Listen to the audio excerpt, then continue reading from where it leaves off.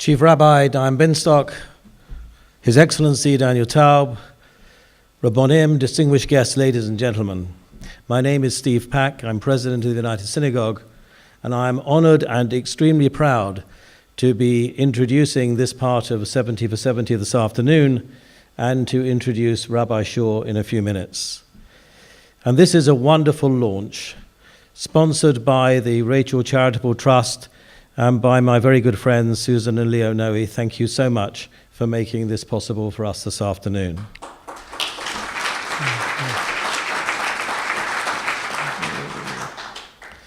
Thank you to Lily, to Sophia and Barnaby. That was incredibly moving.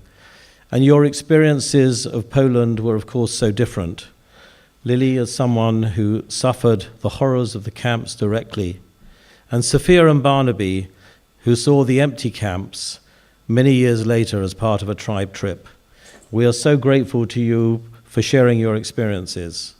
On a personal note, I was able to join one of the Tribe Poland trips recently. It made a huge impression on me that I will never forget. And if you know teenagers who have the opportunity to go, please encourage them to make the trip. It will be life-changing for them.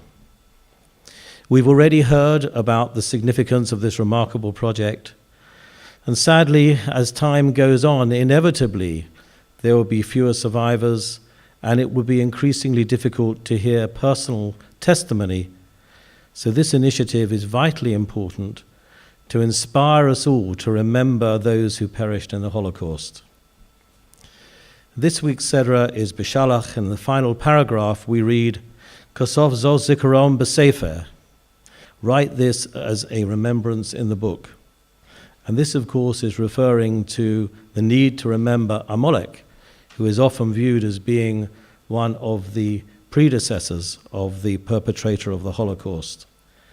And here we have a different book.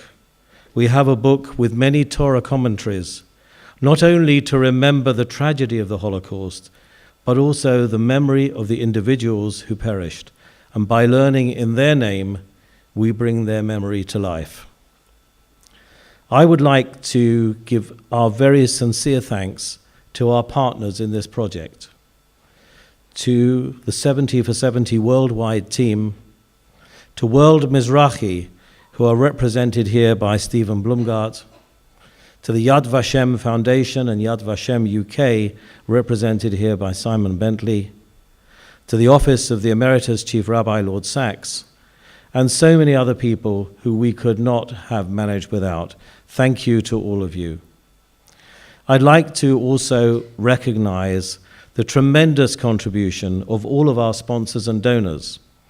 In particular, I'd like to mention the extremely generous contribution of the Ziff family, and we're so pleased to be joined today by Marjorie, by Michael and Edward Ziff, and some of the Manning family as well. It's so good to see you here.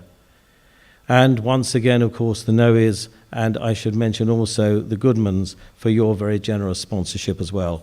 And there are so many others. All of our donors appreciated the significance of this project and the opportunity to touch the lives of so many people today. As you have heard, 70 for 70 is being rolled out in several languages and in many countries. And we have launches in the US and Israel, as well as in London. And if I may say so, this initiative shows today's United Synagogue at its best, leading the community with exciting projects that change people's lives, and not only in the UK, but on a global stage. We are privileged to have a superb team in our Living and Learning department under the leadership of David Kaplan and Rabbi Andrew Shaw. I think the work that they are doing is truly leading edge and world class. And just before I hand over to Rabbi Shaw, I want to say just a few words about him. He is, as we heard from the Chief Rabbi, the inspiration behind 70 for 70. He has great imagination, huge amounts of energy, and has inspired us all with his vision. He's worked so very hard on this project, and it's great to see it come to fruition. Andrew, you are really making a difference. it's my great pleasure to introduce Rabbi Andrew Shaw to formally launch the project.